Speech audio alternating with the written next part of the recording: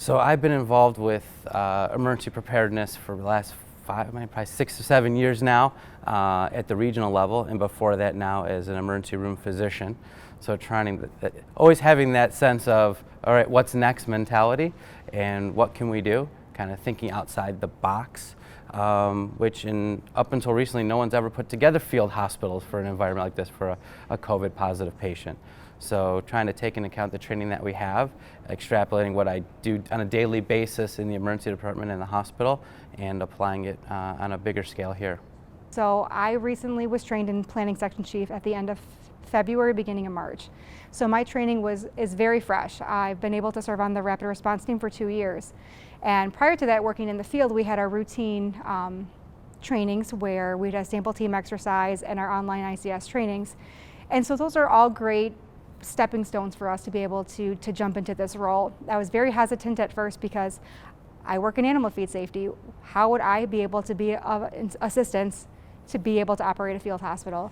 And it's incredible because ICS is designed for you to be all hazards. It allowed us to jump in and not miss a beat and be able to have meaningful discussions with all of the staff on hand in order to meet our ultimate goals, which was opening a field hospital. I have been with MDARD for 3 years, and I've worked in emergency management since I started. One of the first things that I got signed up for was the Professional Emergency Manager program with the Michigan State Police, and I have done a lot of emergency management training. So that means all of the ICS classes. It feels like ICS from beginning to end. So starting with the 100, 200, 700, and 800 classes that everybody at MDARD does, then going into those 300 and 400 level more advanced classes in person. I've done incident management team course called 0305. It's an all hazards incident management team course, and I was the logistics section chief there. And then I actually went to a logistics section chief position specific training. That was 2 years ago. I went to a course offered by FDA, and that really brings it all together. You get really deep into what that function of that position is, and it helps you to better understand your role when you're actually thrust into it, like I have been in this situation. How has your training prepared you to execute this project? So I've been very lucky.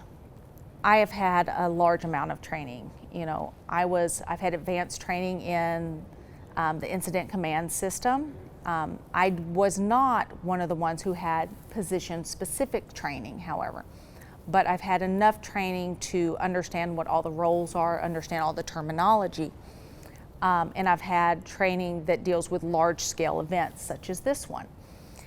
Having that has allowed me to be able to come in and do a plug-and-play piece, and that's what an incident management team is supposed to be. You're supposed to be able to have people who understand the system and understand what all the roles are and what their responsibilities are, so that you can take a planning chief, a operations chief, a logistics chief, an incident commander, and whether they have worked together or not, allow them to come together in a plug-and-play system and operate an incident management team.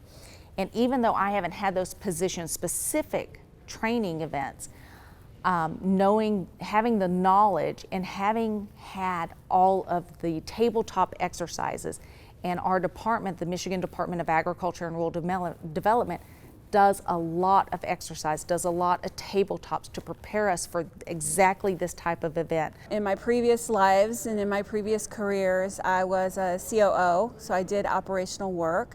So I've had incident command training, I've had disaster preparedness training, and it's amazing because that was many years ago, but with all that training, it never goes away, it sticks with you, and it's still relevant today. And so using that training and that experience, coupled with my strategy role and experience, and my ability to help bring teams together to speak common languages, I think those are the skills that have helped me at least be successful in pulling the team together and pulling out the expertise of each team member.